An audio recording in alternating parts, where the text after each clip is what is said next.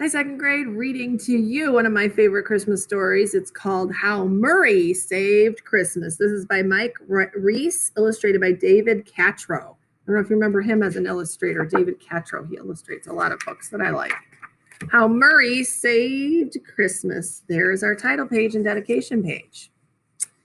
'Twas the night before Christmas, and at the North Pole, Santa was rocking and ready to roll. His seatbelt was buckled, his reindeer were fed, and 5 billion toys were stuffed into his sled. There were dolls that said mama, and dolls that said goo, dolls that made music, and dolls that made poo.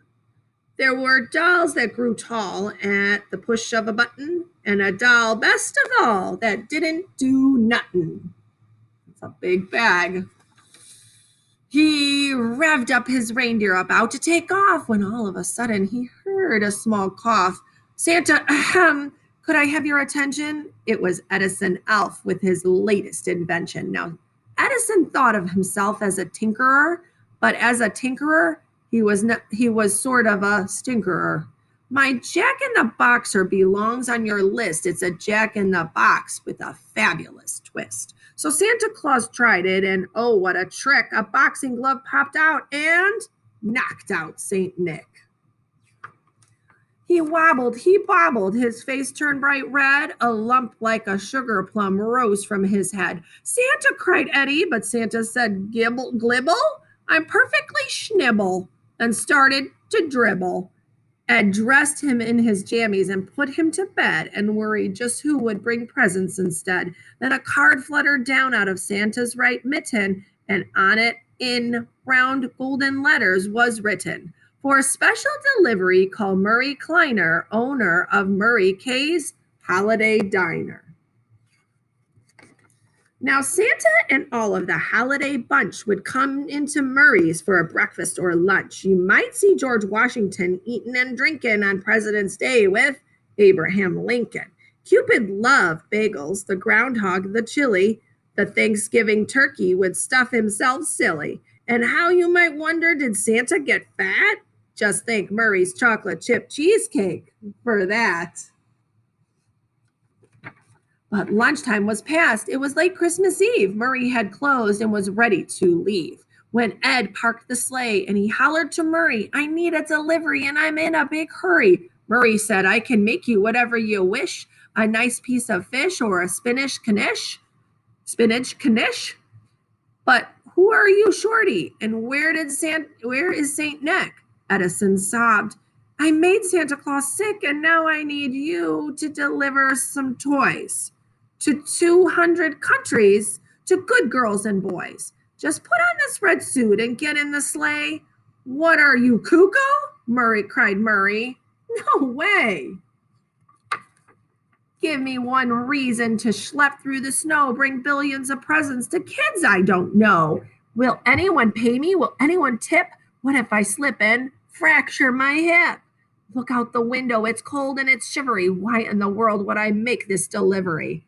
Because it's Christmas, said Ed. Christmas, you know, is that one special season when people do good things without a good reason. The grouchiest men will wear musical ties and buy Christmas presents for folks they despise. The cheapest of cheapskates will spend all his money and make fruitcakes from concrete and honey. Christmas works magic, and Edison knew it. You're not playing fair, Murray grumped, but I'll do it. Murray put on the suit. The belly was baggy, the shoulders were saggy, the bottom was draggy. I'm fat, said Murray, but it seems Santa's fatter. The caboose is quite loose, but I guess it won't matter. Then they hopped in the sleigh, which sped off like a comet, causing Murray to holler, slow down or I'll vomit. I've just got one rule, but Shorty, it's basic. If you go too fast, then I'm bound to get sleigh sick. They made their first stop, Eddie fearing the worst. Murray fell down the chimney and landed tush first. He didn't come back till 2:15 when Eddie cried, Murray, what happened to you? Murray shrugged. By the fireplace, kids hung up stockings, so I loaded the socks up with bagels and lox. Then went to the next house. It didn't go better. Murray got bit by an big Irish setter. He stepped on a turtle at house number 3, and at house number 4, he knocked over the tree. I'm old and I'm cold and this suit doesn't fit. If the next stop goes badly, Murray said, I quit. The elf couldn't blame him. Poor Murray had tried. You're going to do great, little Edison lied. Murray jumped down the chimney and landed so hard the thud knocked the snow off the trees in the yard. He got to his feet with an oof and an oi and found himself facing a 6-year-old boy. The boy exclaimed, Santa! And Murray said, Where? Oh, right, you mean me. Yes, I'm Santa, I swear. Get a load of this laugh. Ho, ho, ho, Murray chuckled. But just as he chuckled, his belt became unbuckled, and his pants, which were loose, went down straight to past his knees. Murray Kleiner was stitched on his silk BVDs. The boy looked perplexed, so he said, Please explain why you and your underpants have different names. Betrayed by his boxers, let down by his pants, Murray knew a good story would be his best chance. So he said, Murray Kleiner's a famous designer. Calvin Klein may be fine, see? But Kleiner is finer. Are you sure you're Santa? You don't have a beard. Your suit is all baggy and you smell kind of weird. I've shaved off my beard. Mrs. Claus said it tickles, and I went on a diet, club soda and pickles. That should explain why I'm beardless and bellyless. The pickles should also account for my smelliness. So there, I've explained. I've made everything clear. And then the boy asked him to name his reindeer. Murray hemmed and he hawed, and he did not know this stuff. So he huffed and he puffed and he proceeded to bluff. There's Dumbo and Jumbo and Mason and Dixon, Cosmo and Kramer and Richard M. Nixon. Murray looked at him hopefully. How did I do? You're a fake, cried the boy. I guess Santa is too. Murray said, there's a Santa and I've got the proof. They went out on the lawn and looked up at the roof. That's Santa's sleigh sitting there in the snow. There's the toys and the reindeer whose names I don't know. Oh, Santa is real, kid. It's rustling that's fake. And that's when the boy knew he'd made a mistake. This was just some smelly guy in a suit, but an honest-to-goodness St. Nick substitute.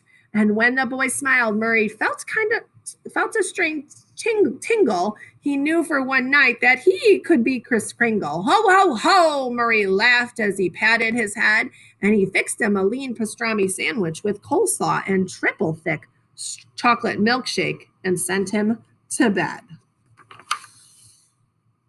Then Edison asked if he still felt like quitting. Quitting? Cried Murray. You've got to be kidding. Enough of that talk. We got toys to deliver. We can't sit around like 2 lumps of chopped liver. From Nome down to Rome and from Omsk to Atlanta, they handed out presents more quickly than Santa. You did a great job, Eddie said, and he smiled. Tonight you brought presents to every good child. Let's not stop, Murray said. We have time. We have toys. Why can't we bring them to bad girls and boys? So a kid might be lazy. He might be a slob. He drives his folks crazy. That's sort of his job. Ed heard what he said, and he couldn't resist. They brought toys to the naughty and a very long list. A toboggan for Ogden, who played sick from school and drove his dad's Pontiac into the pool. For Brooke, a good book, since she broke the TV, the VCR, PC, and every CD. And a jet plane for Dwayne, a mischievous fellow who filled girls' toilets with blueberry jello. Murray brought presents to all not-so-good kids, the rude and the crude and the misunderstood kids. And people said Christmas was never so pleasant as that year when all of the world got a present. Murray said, well, there's nothing for us in the sack. So he gave Ed a hug, and Ed gave him one back. You know you're a nice guy, said Edison Elf. Thanks, Murray said. You're not half bad yourself. On lipstick, on dipstick, on Pixie, on Dixie, on Cramden and Norton and Alice and Trixie. And Edison said, as they rode out of sight, Merry Christmas to all, and to all a good night. I hope you enjoyed that book as much as I enjoyed reading it. Have a great day.